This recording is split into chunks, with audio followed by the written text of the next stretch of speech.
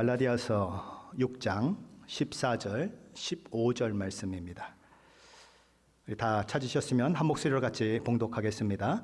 그러나 내게는 우리 주 예수 그리스도의 십자가 외에 결코 자랑할 것이 없으니 그리스도로 말미암아 세상이 나를 대하여 십자가에 못 박히고 내가 또한 세상에 대하여 그러하니라. 할례나 무할례가 아무것도 아니로되 오직 새로 지으심을 받는 것만이 중요하니라. 아멘. 아마도 오늘은 갈라디아서가 마지막 시간이 될 것 같습니다. 30번째 강의 시간이죠. 데이빗 플랫 목사님이 쓴 복음이 울다라고 하는 책이 있습니다. 히말리아 산동네 그곳을 방문하면서 경험했던 많은 이야기들을 그곳에 담고 있지요. 그리고 교회가 무엇인가? 우리는 복음을 가졌다고 하는 것이 무엇인가 하는 것들을 생각하는데 그 내용 중에 복음을 전하는 그 히말리아 산 동네에서 복음을 전하는 알리샤라고 하는 여자분, 그분의 간증 이야기를 그 책에 적고 있습니다. 알리샤는 미신이 깊이 뿌리 내려 있는 히말리아 산 동네에서 일명 흉일, 그러니까 흉한 날이라고 불리우는 날에 태어났습니다. 그의 할아버지는 악마의 대변자 역할을 했고 수많은 동네 사람들은 그가 악마와 소통할 수 있는 사람이다라고 생각을 했지요. 근데 이 알리샤의 할아버지는 그녀가 흉일에 태어났기 때문에 악마를 숭배하기 위해서 태어났다라고 그렇게 생각하는 것입니다. 그래서 30살밖에 안 되는 아이를 한밤중에 집 밖에 설치된 악마의 제단에 매일매일 제물을 바치는 일을 시킵니다. 근데 이 여자아이가 이제 30살밖에 안 되는데 얼마나 무섭겠어요. 한밤중에 그것도 악마의 제단이라고 불리우는 곳에 제물을 바치려니 너무 무섭고 너무 두려운 거지요.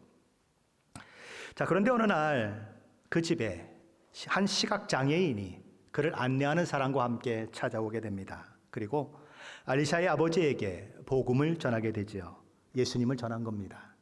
마귀와 재죽음을 정복하기 위해서 이 땅에 오신 예수, 그분의 십자가 대속의 은혜를 통해 우리가 죄를 용서받을 수 있으며 하나님이 아들과 딸이 되는 놀라운 은혜를 얻게 된다는 메시지를 듣고 엘리사의 아버지는 예수님을 마음에 모셔드리기로 결정합니다. 앞을 보지 못하는 시각장애인을 통해서 전해진 복음은 이 알리샤의 아버지의 삶을 완전히 바꿔버렸어요. 그로 말미암아 알리샤의 어머니도 예수를 믿게 되지요. 그런데 문제가 있습니다. 악마를 숭배했던 할아버지와 마을 사람들이 난리가 난 거죠. 그때부터 이 알리사 가족은 왕따 취급을 당합니다. 동네 음식을 사용하는 것이 금지됩니다. 아무도 그들과 교제하려고도 하지 않습니다. 만나주지도 않지요. 같이 음식을 먹지도 않습니다. 요즘 말로 하면 투명인간 취급을 받는 그런 일이 있게 되지요. 그러던 어느 날 물과 음식을 구하러 다른 마을에 간 부모님이 밤이 늦도록 돌아오지 않습니다. 다음 날 마을 지도자들이 알리샤를 찾아와서 너희 부모들은 산사태 때문에 죽었다고 이야기를 합니다. 산사태 때에 큰 돌이 굴러내렸는데 두 사람의 머리 위로 떨어졌고 그래서 그들이 절벽 아래로 떨어져서 죽었다. 그렇게 얘기하는 것입니다. 알리샤는 너무 슬프죠. 그렇게만 알고 있었죠. 그런데 세월이 지나면서 그것이 거짓이라고 하는 것이 판명됩니다.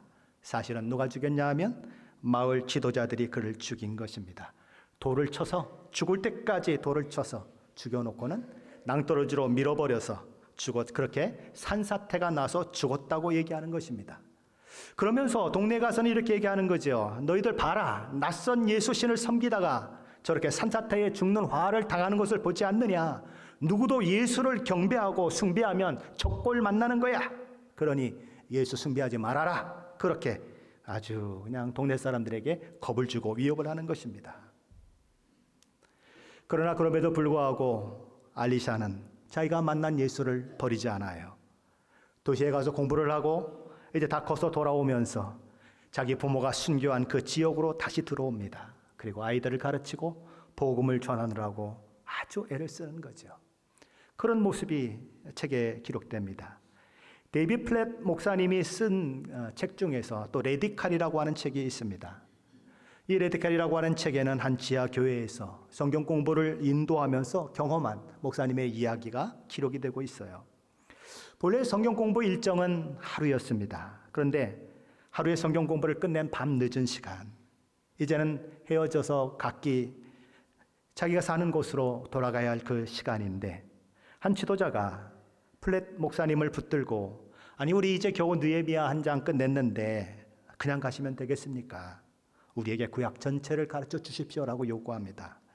시간이 많이 걸릴 텐데요.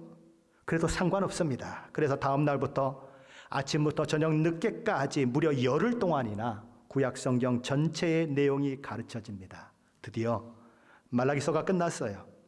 이젠 정말 마무리할 시간이에요. 그런데 한 사람이 손을 번쩍 드는 것입니다. 그리고 이렇게 말했어요. 문제가 있습니다. 순간 막 뜨끔하죠. 내가 뭘 잘못 가르쳤나? 그가 이렇게 말합니다. 구약은 잘 배웠는데 신약은 어떻게 하실래요? 그래서 또 목사님은 일정이 바쁘지만 11시간 동안 신약 성경을 또 가르칩니다. 데이빗 목사님은 이런 이야기를 책에 적으면서 거기에 이렇게 적고 있습니다. 그들의 모임 장소엔 음향 장치도 없었습니다. 찬양팀이나 찬양대도 없었습니다. 주보도 없었고 프로젝터도 비추어 주는 것도 없었습니다. 냉난방 시설은 물론 없었고 푹신한 의자조차도 없었습니다. 그냥 바닥에 앉아서 말씀을 듣는 것이었습니다. 그러나 그들은 열 하루도 넘는 그 많은 날 동안 아침부터 밤늦게까지 그렇게 말씀을 들었습니다. 그곳엔 오직 하나님의 백성들과 하나님의 말씀만 있을 뿐이었고 그들에게는 하나님 말씀 하나로 충분했던 것입니다. 데이빗 플랫 목사님은 모든 사역을 마치고 자기가 섬기는 교회로 돌아왔어요. 대형 교회입니다. 오페라 극장을 뺨치는 무대 시설과 조명, 그리고 최고급 음향 시설이 갖추어진 예배실, 몇만 불 되는 승용차를 몰고 오는 사람들 혹은 몇십만 불 되는 고급 승용차를 타고 멋진 옷차림을 하고 화장을 예쁘게 하고 푹신푹신한 의자에 앉아서 냉난방 시스템이 맞추어주는 아주 최적의 온도 가운데 예배를 드리고 있는 사람들, 밖에서는 공기를 주입해 부풀어 만든 놀이기구 속에서 아이들이 뛰어노는 모습들. 교회 리더들은 회의를 합니다. 회의 주제가 뭡니까? 예배당과 인접한 공터에 최신식 놀이터를 세우자. 그리고 각종 행사를 치를 수 있는 이벤트홀을 근사하게 짓자. 그것이 그들의 회의 내용인 것입니다. 목사님의 생각 속에 얼마 전 방문했던 아시아의 지하교회 그리고 또 다른 교회들이 생각이 나는 것입니다. 그들과는 비교할 수 없을 만큼 자기 교회 성도들은 많은 것을 누리고 있어요. 예배 장소는 그들의 모임 장소와는 비교 자체가 불가능합니다. 하늘과 땅만큼이나 차이가 나요. 데이빗 목사님은 이렇게 자문해 봅니다. 그러나 정말 우리에겐 그들과 같은 마음, 그들이 가진 것과 같은 하나님의 말씀을 더 듣고 싶어하는 허기와 갈증이 있는가? 그저 들어주는 것이 아니라 갈망하고 연구하고 암송하면서 그 가르침에 순종하며 따르려는 열망이 있는가? 정말 저들처럼 예수 때문에 목숨 걸고 예수 복음 때문에 모든 것을 포기할 수 있는 그 순교적 순종이 있는가? 초대교회 유대인들 사회에서 예수를 믿는다고 하는 것은 곧 핍박을 받는 것이요, 그 사회로부터 왕따를 당하는 것이었습니다. 모든 불이익을 각오해야 하는 것이었고 심한 고문을 당하거나 심지어 죽음을 각오해야 하는 일이었어요. 그러나 이들은 예수를 부인하지 않고 목숨을 건지는 길보다는 끝까지 예수 믿는 것을 포기하지 않고 죽어갔어요. 히브리서 11장 36절 이하에 보면 더 좋은 부활을 바라보며 심한 고문 가운데 있었지만 예수를 모른다고 하지 않음으로써 그 모진 고문을 다 당해야 했던 이들이 소개됩니다. 믿음 때문에 조롱당하고 믿음 때문에 채찍질당하고 결박당하고 옥에 갇힌 사람들, 믿음 때문에 돌로 침을 받고 믿음 때문에 톱으로 몸이 두 동강 세 동강이 난 사람들, 칼로 죽임을 당한 사람들, 예수 믿는 것 때문에 양과 염소의 가죽을 뒤집어 쓰고 이리저리 도망다니고 배고픔과 환난과 학대를 받았던 사람들이 소개되고 있어요. 그들이 박해를 견딘 것만 해도 정말 놀라운 모습인데, 그러나 그보다 더 놀라운 모습은 이들 중 대부분은 그 박해 가운데 죽음의 위협 가운데서도 하나님을 찬양하며 죽음을 당당히 맞이했다는 것이죠. 이런 박해는 로마의 콘스탄틴 대제가 기독교를 공인할 때까지 거의 300년이나 계속됐습니다. 그런 밖의 시기에 그리스도인들은 로마 시내와 인근 지역의 지하에 장장 640km도 넘는 카타콤을 만들고 지하에 숨어서 예배를 드렸어요. 수만의 사람들이 죽어 그 카타콤에 묻히기도 하지요. 자, 그런데 고고학자들이 각 카타콤을 방문하면서 흥미로운 사실 하나를 발견했습니다. 카타콤 곳곳에 똑같은 문자가 새겨져 있는 것이 발견되었어요. 그게 뭐냐면 익투스라고 하는 단어입니다. 헬라어로. 익투스는 헬라어로 물고기라고 하는 단어입니다. 이에수스, 예수, 크리스토스, 그리스도, 대우, 하나님의, 휴어스, 아들, 소테루, 구주. 그래서 그 앞에 글자만 따면 익투스가 되는 것입니다. 우리말로는 이렇게 되어 있습니다. 예수 그리스도, 하나님의 아들, 구세주. 그들이 누구 때문에 그 모진 고난, 그 모진 핍박을 견뎌냈고 누구 때문에 죽음까지도 마다하지 않았다는 것입니까? 하나님의 아들, 구세주이신 예수 그리스도 때문이었다. 오늘날 차뒤에 물고기 심볼을 달고 다니는 사람들이 종종 있습니다. 초대교회의 성도들, 순교를 각오한 형제 자매들이 서로가 죽음의 위협에 굴하지 아니하고 나는 예수 그리스도를 믿는 사람이다, 하나님의 아들 구세주를 믿는 사람이다 라고 하는 것을 확인하기 위해서 물고기 모양을 이렇게 표시했던 것과 오늘 자동차 뒤에 물고기 형상을 붙이고 다니는 것 사이에는 얼마나 큰 차이가 있을까요? 그들의 신앙 고백과 오늘 이 시대를 살아가고 있는 우리의 신앙 고백 사이에는 얼마나 큰 격차가 있을까요? 그들과 우리는 시대적으로 2000년도 넘는 차이가 나는 그런 시대에 살고 있습니다. 이런 생각을 해보는 거예요. 그들의 신앙과 우리의 신앙도 2000년만큼이나 크게 벌어져 있는 것은 아닐까? 오늘날의 이 교회의 기독교의 모습이 성경이 말하는 그리스도의 삶과는 너무 멀리 떨어져 있는 것은 아닐까? 그런 생각을 하는 것입니다. 2000년 전에 하나님은 오늘 우리가 믿는 하나님과 다르지 않으신 분이에요. 초대교회 성도들, 오늘 제3세계에서 핍박과 어려움과 죽음을 가까우고 믿는 그 예수님은 바로 오늘 우리가 구주라고 고백하는 예수예요. 그들이 접한 복음은 우리가 접한 복음이요, 그들이 믿는 말씀도 오늘 우리가 내 손에서 들고 읽고 있는 성경이에요. 그런데 왜 그들과 우리는 다를까요? 왜 그들은 그렇게 그런 환경 가운데서도 감사하고 찬양하고 하나님을 높여드리고 있는데 우리는 이렇게 안락한 의자에 앉아서 하나님께 예배하면서도 기쁨도 없고 또 주일이야라고 그러면서 억지로 오는 것처럼 그렇게 예배를 드리고 있을까요? 그 이유는 딱 하나입니다. 복음이 우리의 실제가 되지 못했기 때문에 그래요. 사람들은 복음에 관한 정보를 많이 듣고 복음에 관한 내용을 많이 알고 있다는 것이 내가 복음을 아는 것으로 생각합니다. 복음에 관해서 아는 것과 복음을 아는 것은 달라요. 예수님에 관해서 아는 것과 예수님을 아는 것은 달라요.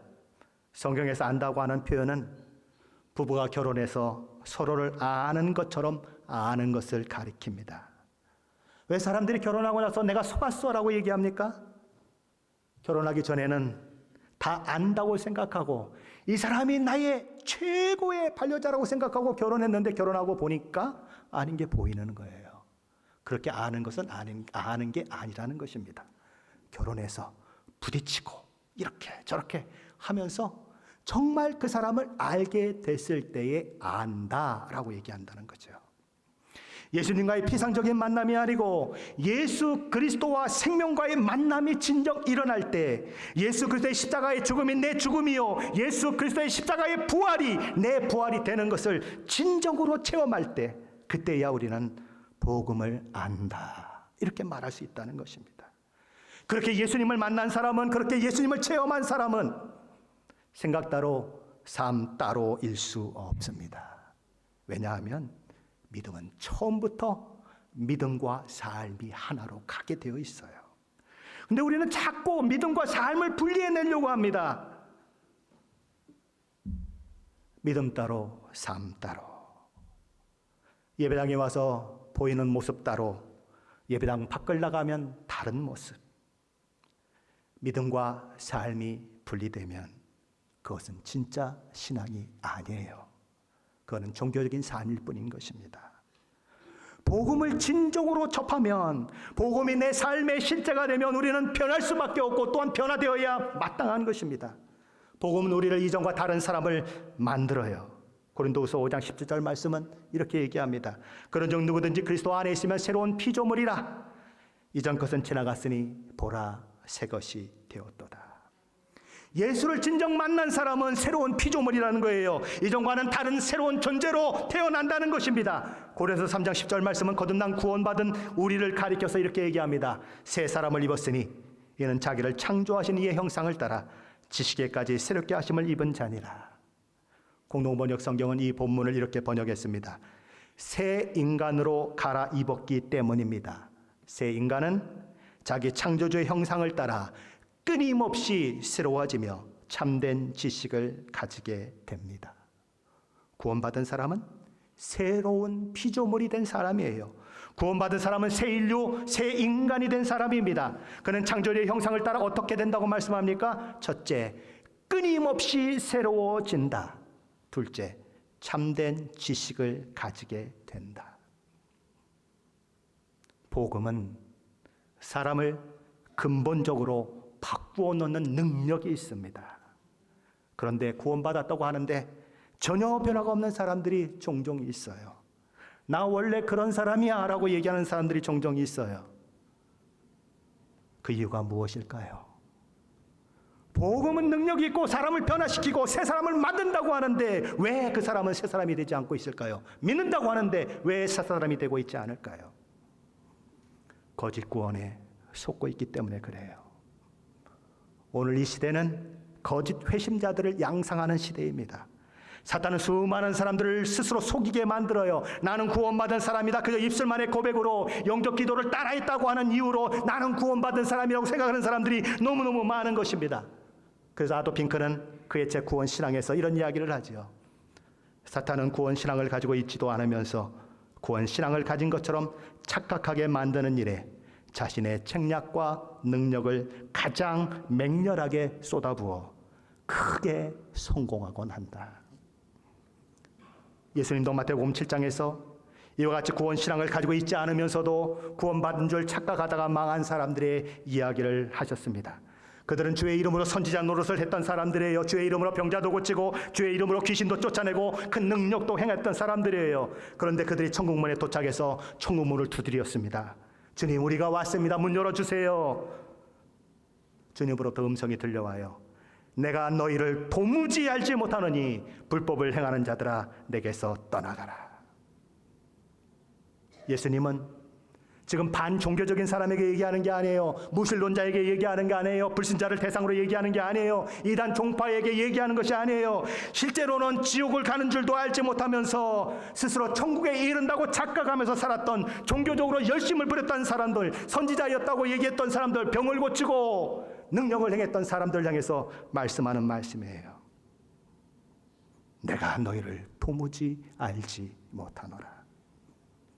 오늘 이 주일 새벽, 주일 아침, 그리고 이 주일 이 점심이 되어가는 이 시간에 수많은 교회에서는 하나님 앞에 예배가 드려질 것입니다.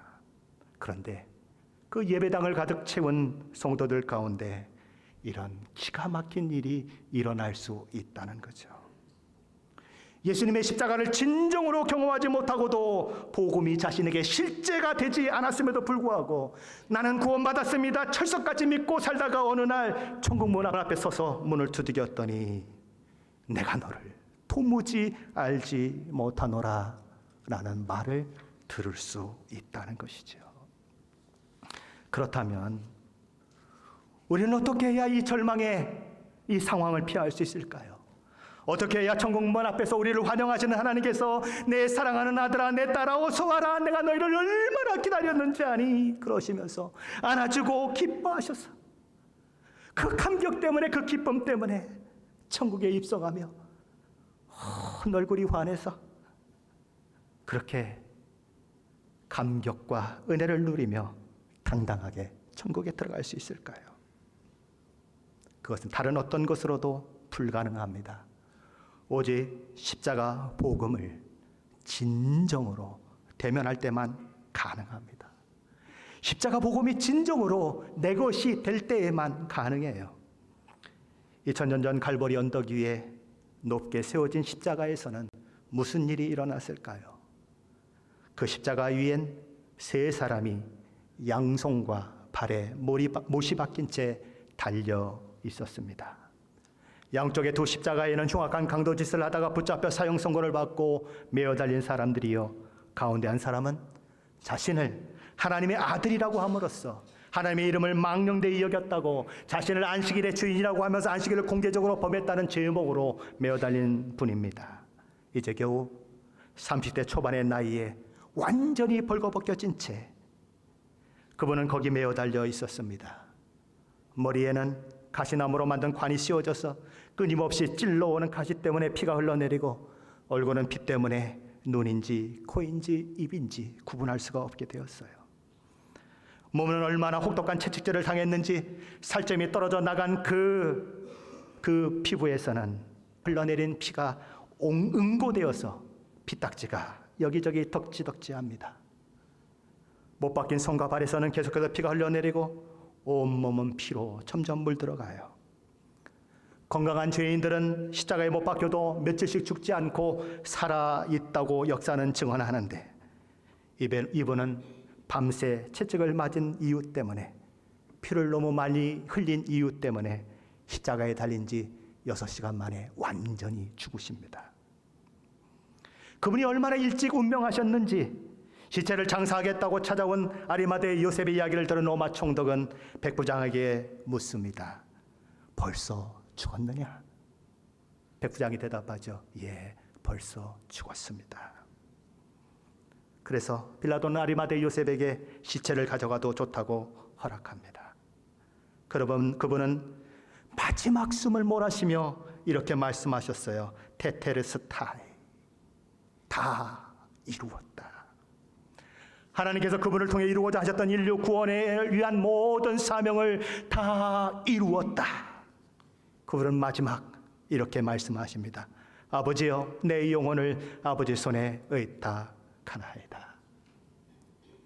그분이 누구십니까? 예수님이에요.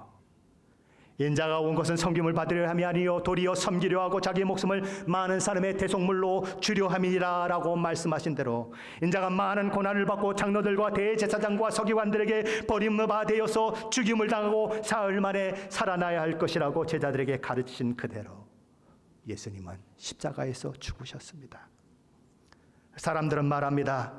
종교는 다 똑같은 것 아니에요. 힌두교든 불교든 회교든 기독교든 무슨 상관이 있어요. 산으로 올라가는 길은 일로 가도 되고 절로 가도 되고 뒤로 가도 되고 앞으로 가도 되지 않아요. 다 정상에 모이는 거예요.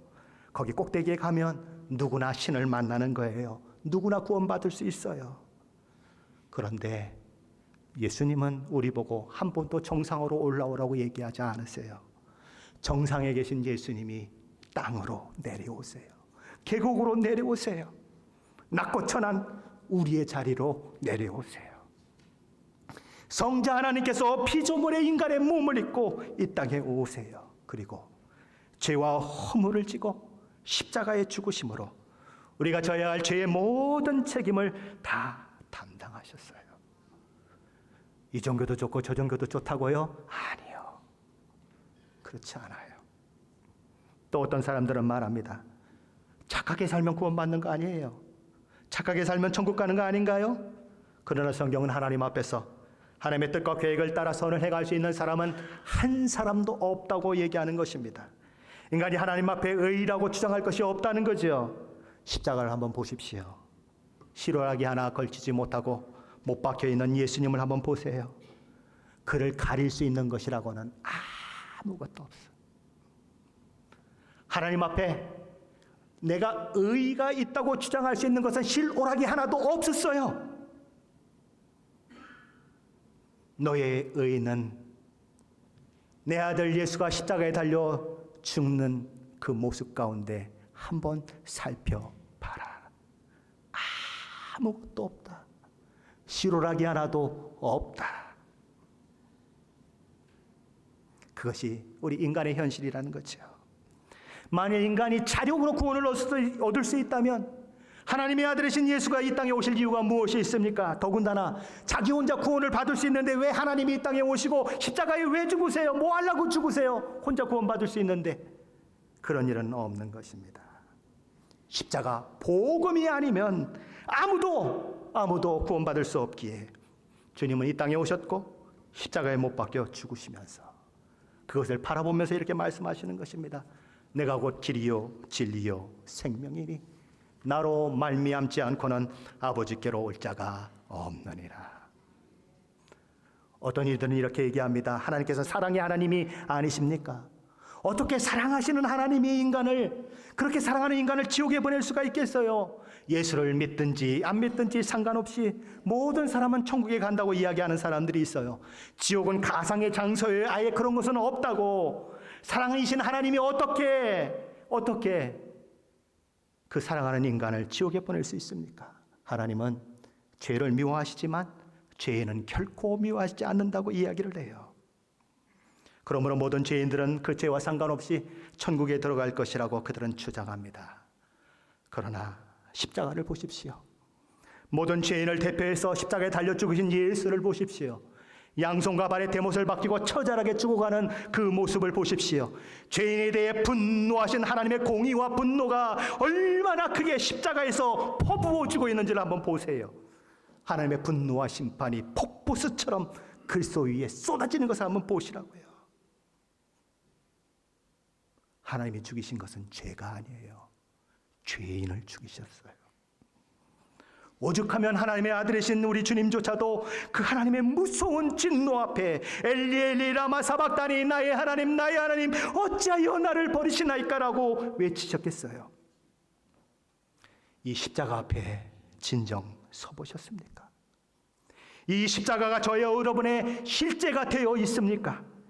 십자가에 달린 예수께서 저와 여러분의 이름을 달고 저와 여러분이 되어 십자가에 달려 죽으신 것을 정말 믿으십니까?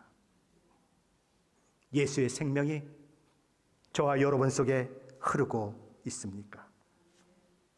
만일 정말 그렇다면 고린도후서 5장 17절 말씀은 저와 여러분을 위한 말씀이에요. 그런즉 누구든지 그리스도 안에 있으면 새로운 피조물이라 이전 것은 지나갔으니 보라 새 것이 되었도다. 예수 믿고 새 사람이 된다고 하는 것은 죄사함 받는 것만을 이야기하지 않습니다. 예수 믿고 새 사람이 되면 새로운 마음, 새로운 욕구, 새로운 갈망이 그 마음속에서 일어나요. 구원받은 사람에게서는 난생 처음 하나님을 간절히 구하고자 하는 그 마음이 생겨나요. 구원받은 사람에게는 우리 주님을 구하며 주님을 정말 사랑하고자 하는 마음이 생겨나요. 하나님의 말씀에 순종하고 싶은 마음이 생겨나요. 나를 구원하기 위해서 큰일을 행하신 하나님을 정말 사랑한다고 고백하며 예배하고 싶은 마음이 일어나요. 나를 사랑하시고 나를 구원하시기 위해서 그 처절한 십자가를 지신 그 예수를 자랑하지 않냐고는 견딜 수 없는 마음이 그 마음속에서 일어나요. 저와 여러분을 변화시킬 수 없는 복음이라면 그것은 십자가의 복음이 아니에요. 예수를 믿는데 아무런 변화도 일어나지 않냐고 예수를 믿는데 그냥 10년 전이나 지금이나 똑같다고 하면 그 복음은 가짜 복음이에요. 왜냐하면 십자가의 복음에는 사람을 근본적으로 변화시키는 능력이 있기 때문입니다. 예수를 만나면 술주정뱅이도 새 사람이 돼요. 예수를 만나면 깡패도 온유한 사람이 돼요. 살인강도도 변화해서 새 사람이 돼요. 기독교 역사를 보십시오. 예수 믿는 사람들이 어떻게 변했는지 한번 보세요. 다 변했어요. 예수 그리스도의 십자가의 복음엔 능력이 있습니다. 십자가의 도는 멸망하는 자들에게는 미련한 것이요 구원을 받는 우리에게는 하나님의 능력이라. 그렇게 예수 믿는 자를 때리고 핍박하고 옥에 가두고 죽일 때 그렇게 그것이 옳다고 증인을 서기까지 했던 사도 바울이 변한 것도 예수를 만나면서 시작됩니다. 예수를 그렇게 증오했어요. 예수 믿는 자들을 핍박하고 미워했던 그가 예수를 위해서 목숨을 버리는 사람이 된 것, 예수만을 자랑하는 사람이 된 것, 어디서 시작됐습니까? 예수를 만나면서 시작되었어요. 그래서 사도 바울은 오늘 보면 갈라디아서 6장 14절에서 무엇이라고 고백하고 있습니까? 그러나 내게는 우리 주 예수 그리스도의 십자가 외에 결코 자랑할 것이 없으니 그리스도로 말미암아 세상이 나를 대하여 십자가에 못 박히고 내가 또한 세상에 대하여 그러하니라. 사도 바울은 이렇게 얘기합니다. 그리스도로 말미암아 세상이 나를 대하여 십자가에 못 박히고 내가 또한 세상에 대하여 그러하니라. 세상이 주는 모든 평안, 더 이상 관심 없다는 거예요. 세상이 그렇게 가치 있다고 주장하는 모든 것들, 나하고는 아무 상관없다는 거예요. 나의 관심도 끌 수 없고 나의 생각도 주장할 수 없다. 나는 세상에 대해서 죽었다. 세상도 나에 대해서 죽었다. 어떻게 그렇게 되었을까요? 빌립보서 3장 7절 이하에 보면 그는 이렇게 고백합니다. 제가 세번역 성경으로 읽어보겠습니다. 그러나 나는 그리스도 때문에 나에게 이루었던 것은 무엇이든지 해로운 것으로 여기게 되었습니다. 그뿐만 아니라 나의 주 예수 그리스도를 아는 지식이 가장 고귀함으로 나는 그 밖의 모든 것은 해로 여깁니다. 나는 그리스도 때문에 모든 것을 이뤘고 그것들을 오물로 여깁니다. 그것은 내가 그리스도를 얻고 그리스도 안에 있음을 인정받으려는 것입니다. 사도 바울은 그리스도를 아는 지식이 얼마나 고귀한지 그 밖의 모든 것은 오물로 여겼다, 똥으로 여겼다, 그렇게 얘기하는 것입니다. 사도 바울에게도 인간적인 여러 가지 자랑들이 있었어요. 당대 최고학자인 가말리엘 수하에서 배웠습니다. 헬라어에 능통했고 히브리어에 능통했고 로마 사람들이 사용하는 라틴어에도 능통했어요. 오죽하면 아그리파 2세가 그를 신문하면서 내 많은 학문이 너를 미치게 했다고 할 만큼 수많은 사람들이 인정하는 박식한 사람이에요. 율법에 의논은 흠이 없다고 할 만큼 율법에 열심이었고 바리새인이었어요. 그러나 그는 그 모든 것들을 똥만도 못한 것으로 여겼다고 이야기하는 것입니다. 그리스도의 십자가 복음이 너무 귀하고 너무 크고 너무 엄청났기 때문에 그래요. 그는 예수를 믿고 난 후에 삼순천에 다녀온 놀라운 영적 경험도 합니다. 그러나 그리스도의 십자가 복음 앞에서는 자랑거리도 아니기 때문에 내가 자랑하지 않겠다고 얘기하는 거죠. 한마디로 사도 바울에게 있어서 십자가의 복음 외에는 자랑할 것이 없다. 십자가의 복음 하나면 충분했다라고 얘기하는 것입니다. 오직 하나, 십자가 복음 하나만 붙들고 있으면 기쁨이 되고 소망이 되고 행복이 되고 모든 것을 다 가진 것 같은 그런 은혜가 내 속에 있었다라고 얘기하는 것입니다. 한번 생각해 보세요. 온 우주 만물을 만드신 하나님께서, 우주의 창조주시오 우리를 지으신 그 하나님께서 저와 여러분을 그토록 사랑하셔서 독생자 아들 예수 그리스도를 십자가에 죽이기까지 하셨다는 그것이 정말로 마음에 와 닿는다면, 그것이 정말 저와 여러분의 실제가 된다면 어떻게 하나님을 사랑하지 않을 수 있어요? 정말 하나님께서 온 우주 만물을 창조하신 하나님이라고 정말 믿음으로 고백한다면, 그리고 그분이 당신의 아들을 나 같은 무지렁이를 위해서 십자가에 달으셨다고 정말 마음으로 고백한다면 어떻게 가슴이 안 떨릴 수가 있어요? 어떻게 영혼이 안 떨릴 수가 있어요? 어떻게 보고만 하면 충분하다고 말하지 않을 수가 있어요?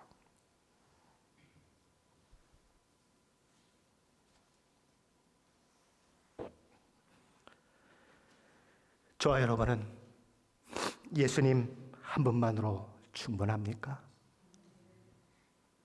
그분이 나를 사랑하신다는 그 하나 때문에 어떤 환경, 어떤 처지에서도 결코 잃어버리지 않는 평강을 누리고 계신가요? 무엇에게도 빼앗길 수 없는 기쁨이 저와 여러분 안에 있으신가요? 저와 여러분의 모든 것이 다 사라질 때, 건강도 잃고 지위도 잃고 재산을 잃을 때 세상 사람들이 손가락질하며 너 이 지경이 돼도 예수 믿을래? 그래도 넌 예수가 전부냐? 넌 그래도 예수가 다냐? 그렇게 물을 때 저와 여러분은 뭐라고 대답하시겠어요? 그래, 맞다! 예수가 다다! 난 예수가 나의 전부다!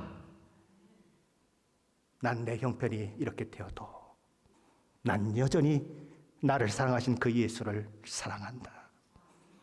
그럴 수 있으십니까? 그 고백이 바로 오늘 사도 바울의 고백이에요. 그러나 내게는 우리 주 예수 그리스도의 십자가 외에 결코 자랑할 것이 없으니 그리스도로 말미암아 세상이 나를 대하여 십자가에 못 박히고 내가 또한 세상에 대하여 그러하니라. 십자가 앞에 서십시오. 십자가 앞에서 하나님이 저와 여러분을 위해서 무엇을 하셨는지 보십시오.